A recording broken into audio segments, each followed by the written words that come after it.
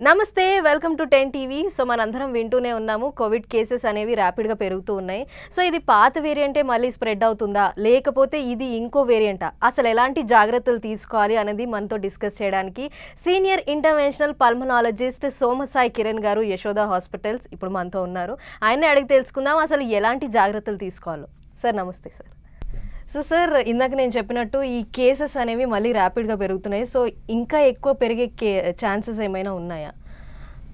ఇప్పుడు Covid cases పెరుగుతున్నాయి అంటే దాని అర్థం మీరు ఇందాక అంటే వేరే వేరియంట్స్ ఏమన్నా అయ్యి ఉండొచ్చా అని అన్నారు. సో యూజువల్గా ఏంటంటే ఎప్పుడైనా అవుట్ బ్రేక్స్ వచ్చినప్పుడు ఏంటంటే కంటిన్యూగా మ్యూటేషన్స్ అనేవి జరుగుతూ ఉంటాయి వైరస్లో. సో దానివల్ల ఏంటంటే కొత్త వేరియంట్స్ వచ్చినప్పుడు స్ప్రెడ్ అనేది ఉంటుంది. కానీ అది ఎంత సివియర్గా ఉంటుంది అనేది depends on the variant. Okay. So ఇప్పుడు వచ్చేవి ఎలాంటి వేరియంట్ అంటే పాత ఇప్పుడు మీరు ఇనిషియల్గా గమనించినట్టు ఇనిషియల్గా ఎప్పుడైతే స్టార్ట్ అయిందో కోవిడ్, ఆ వేరియంట్స్ అనేవి డిసీజెస్ అనేవి చాలా డిసీజ్ సివియర్ అని చాలా ఎక్కువ ఉంది. తర్వాత నుంచి మధ్యలో ప్రతి ఇయర్ కోవిడ్ అవుట్ బ్రేక్స్ అనేవి జరుగుతూనే ఉన్నాయి కానీ ఎప్పుడూ సివియర్ అవ్వలేదు. సో ఏంటంటే ఆ వైరస్ ఎప్పుడైతే కంటిన్యూగా మ్యూటేషన్స్ జరుగుతుందో దాని యొక్క పవర్ అనేది తగ్గిపోతుంది. దట్ ఈస్ ద కామన్ ఇది. సో దానివల్ల సివియారిటీ అనేది కూడా అంత ఎక్కువగా ఉండకపోవచ్చు. ఓకే. సో మళ్ళీ ఇప్పుడు కొత్తగా దానికి గురైన వాళ్ళు ఏమైనా వ్యాక్సిన్ అనేది పాత వ్యాక్సిన్ అనేది మళ్ళీ వేసుకోవాలా? ఖచ్చితంగా గురైన వాళ్ళు కాదండి, అందరూ వ్యాక్సిన్స్. ఇప్పుడు ఇది ఏంటంటే ఎవ్రీ ఇయర్ ఇన్ఫ్లుయెన్జా లాగా కోవిడ్ కూడా ఎవ్రీ ఇయర్ అవుట్ బ్రేక్స్ అనేవి జరుగుతూనే ఉన్నాయి. ఓకే. సో మన వ్యాక్సిన్ వేసేది డిసీజ్ని ఒకటి ప్రివెంట్ చేయడానికి, ఇంకొకటి డిసీజ్ సివియారిటీని కూడా తగ్గించడానికి. సో ప్రతి ఇయర్ హై రిస్క్ పేషెంట్స్ అంటే పిల్లలు, ప్రెగ్నెంట్ వాళ్ళు, లేదంటే ఓల్డర్ ఏజ్ పీపుల్, వాళ్ళందరూ వ్యాక్సిన్స్ వేసుకోవాలి తప్పకుండా. Just to prevent the infection or to decrease the severity. ఒకవేళ వాళ్ళకి వచ్చినా కూడా సివియారిటీ తగ్గించడానికి వ్యాక్సిన్స్ వేసుకోవాలి. ఓకే. మళ్ళీ ఇప్పుడు టెస్ట్లు అనేవి చేసుకుంటూ ఖచ్చితంగా చేయించుకోవాలండి. ఎందుకంటే ఇప్పుడు ఈ వైరల్ ఇన్ఫెక్షన్స్ అనేవి అన్నిటికీ ఒకటే సిమ్టమ్స్. సో ఇన్ఫ్లుయెన్జాకి అనేది ట్రీట్మెంట్, ఒక కామన్ వైరల్ ఇన్ఫెక్షన్ అనేది ఇన్ఫ్లుయెన్జా, రెండోది కోవిడ్. ఇన్ఫ్లుయెన్జాకి ట్రీట్మెంట్ వేరు, ఆ ట్రీట్మెంట్ కోవిడ్కి పనిచేయదు. ఓకే. కోవిడ్కి వాడే ట్రీట్మెంట్ ఇన్ఫ్లుయెన్జాకి పనిచేయదు. సో బెటర్ ఏంటంటే ఎప్పుడైనా అక్యూట్గా సిమ్టమ్స్ స్టార్ట్ అయితే వెంటనే థ్రోట్ స్వాబ్ టెస్ట్ చేయించుకుంటే దేనివల్ల మనకు సిమ్టమ్స్ వచ్చినాయో తెలుసు, వెంటనే మనం ట్రీట్మెంట్ స్టార్ట్ చేసుకుంటే త్వరగా రికవరీ అనేది ఉంటుంది. ఓకే. సో ఇప్పుడు మళ్ళీ పెరుగుతున్న కారణంగా మళ్ళీ ఏమైనా అడ్వాన్స్డ్ టెస్ట్లు వచ్చినాయా సార్ లేకపోతే? ప్రస్తుతానికి అలా అడ్వాన్స్ టెస్ట్స్ అయితే ఏమీ లేవండి. మనం ఎప్పుడు ఇంతకుముందు ఏదైతే మనం ఆర్టీపీసీఆర్ టెస్ట్ వాడుతున్నామో ఆ టెస్టే బాగా గోల్డ్ స్టాండర్డ్ లాగా మనం అనుకోవచ్చు. ఓకే. సో ఇది మనం ఫస్ట్ వేవ్ వచ్చింది, సెకండ్ వేవ్ వచ్చింది, సో ఇది ఇంకో వేవ్ అని అనుకోవచ్చా? అదే చెప్తున్నాను కదా, ఇంకో వేవ్ అనుకోవడానికి డిపెండ్స్ ఆన్ ద సివియారిటీ, ఎంత స్పీడ్గా స్ప్రెడ్ అవుతుంది అనేది.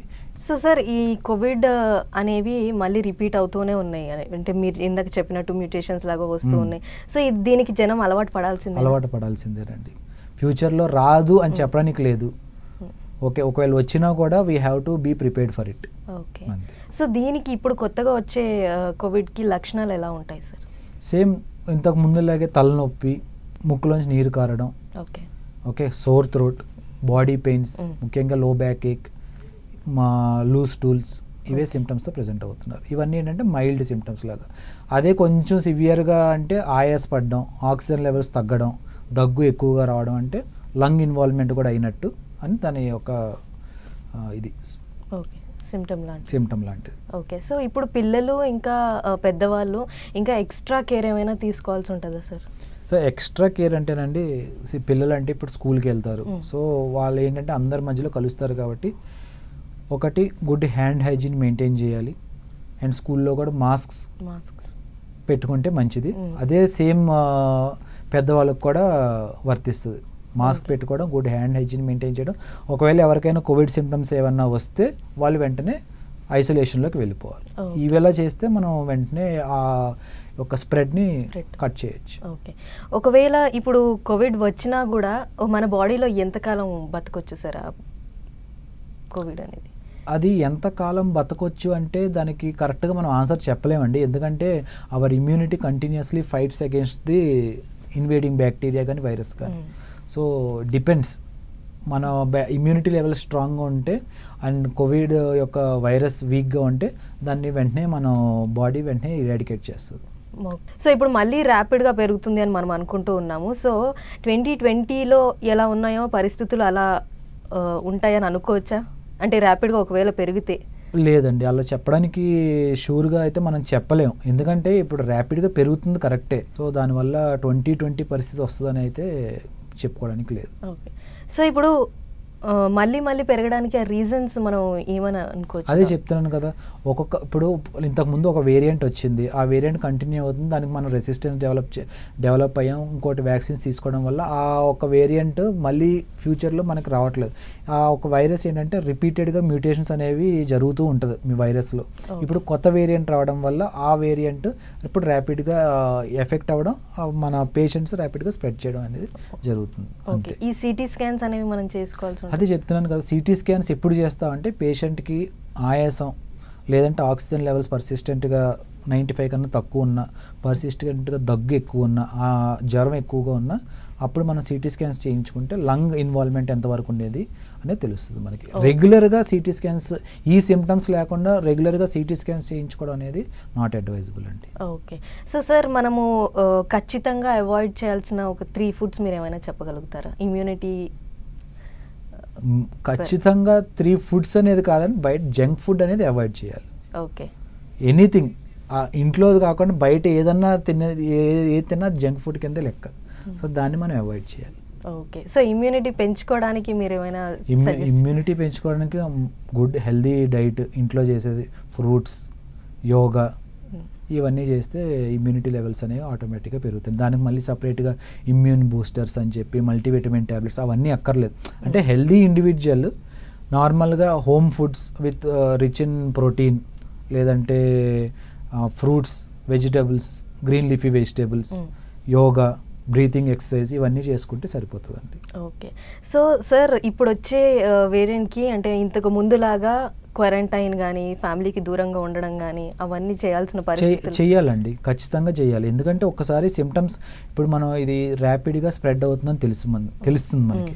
సో ఎవరికైతే సిమ్టమ్స్ ఐడెంటిఫై చేసుకున్నారో వాళ్ళంతటా వాళ్ళే వాలంటరీగా ఐసోలేషన్లోకి వెళ్ళిపోతే, ఎందుకంటే ఈ సిమ్టమ్స్ అని వితిన్ 5 to 7 days పీరియడ్లో తగ్గిపోతాయి. సో ఆ టైంలో కొంచెం క్వారంటైన్ ఐసోలేటెడ్గా ఉంటే స్ప్రెడ్ అనేది మనం ఆపొచ్చు. సో ఇది ఖచ్చితంగా చేయాలి.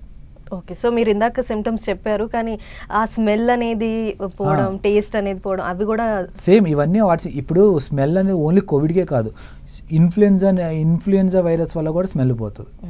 కాకపోతే అప్పుడు మనకి అవేర్నెస్ ఎక్కువ అవడం వల్ల, కోవిడ్ కేసు ఎక్కువ అవడం వల్ల మనకి అది కోవిడ్ వల్లే వస్తుందని అనుకున్నాం. కానీ ఇప్పుడు కూడా అది ఒక సిమ్టమే, స్మెల్ లేకపోవడం, టేస్ట్ లేకపోవడం, అది కూడా ఒక సిమ్టమే. ఓకే. సో సార్, ఇప్పుడు మీరు చూస్తున్న జనాలకి ఎలాంటి జాగ్రత్తలు చెప్తారు? ఇప్పుడు మళ్ళీ ఎలాగో పెరుగుతుంది కాబట్టి కోవిడ్ కేసెస్, ఎలాంటి జాగ్రత్తలు చెప్తారు? ఒకటి, సిమ్టమ్స్ని త్వరగా ఐడెంటిఫై చేయాలండి. వాళ్ళు త్వరగా ఐడెంటిఫై చేసుకొని హ్యాండ్ హైజీన్ ఒకటి మెయింటైన్ చేయాలి. సిమ్టమ్స్ ఐడెంటిఫై చేయగానే వాలంటరీగా ఐసోలేషన్లోకి వెళ్ళిపోవాలి. And if at all any సివియర్గా సిమ్టమ్స్ డెవలప్ అవుతున్నాయి అనుకుంటే మాత్రం ఇమీడియట్గా డాక్టర్ని కన్సల్ట్ అయితే బెటర్. ఓకే. సో సార్, మనం ఇంతకుముందు వ్యాక్సిన్ వేసుకున్న వాళ్ళకు కూడా వచ్చే ఛాన్సెస్ ఉంటాయా? వ్యాక్సిన్ అనేది చెప్తున్నాను కదా, వ్యాక్సిన్ అనేది ఒకటి ప్రివెన్షన్కి, ఇంకొకటి సివియారిటీని రెడ్యూస్ చేయడానికి. అంటే వ్యాక్సిన్ వేసుకున్నంత మాత్రం 100% మనకి కోవిడ్ రాదు అని చెప్పడానికి లేదు. వ్యాక్సిన్ వేసుకుంటే, ఒకవేళ వేసుకోకపోతే వాళ్ళకి సివియారిటీ లెవెల్స్ ఎక్కువ, అంటే కోవిడ్ వస్తే సివియారిటీ ఎక్కువ సివియారిటీతో రావచ్చు. వ్యాక్సిన్ వేసుకోవడం వల్ల మైల్డ్ సివియారిటీ, అంటే ఓన్లీ అప్పర్ రెస్పిరేటరీ సిమ్టమ్స్తో వాళ్ళు రికవర్ అయిపోతారు. అది వ్యాక్సిన్ ఒక అడ్వాంటేజ్. సార్, మధ్యలో ఒకసారి వ్యాక్సిన్ వల్ల సైడ్ ఎఫెక్ట్స్ కూడా వస్తున్నాయని అన్నారు. అంటే ఎటువంటి సైడ్ ఎఫెక్ట్స్? కోవిడ్ రావడం అలాట, కోవిడ్ రావడం అలాగా అనేది కరెక్ట్ కాదండి. అది వ్యాక్సిన్ రిలేటెడ్ సైడ్ ఎఫెక్ట్స్ అంటే ఒకటి పెయిన్, ఇంకొకటి లోకల్ రియాక్షన్, అంతే. అంతకన్నా మేజర్ సైడ్ ఎఫెక్ట్స్ అయితే ఏమీ లేవు. కోవిడ్ రావడం అలాంటివి అయితే ఏమీ లేదండి. Okay sir. So thank you so much for your time.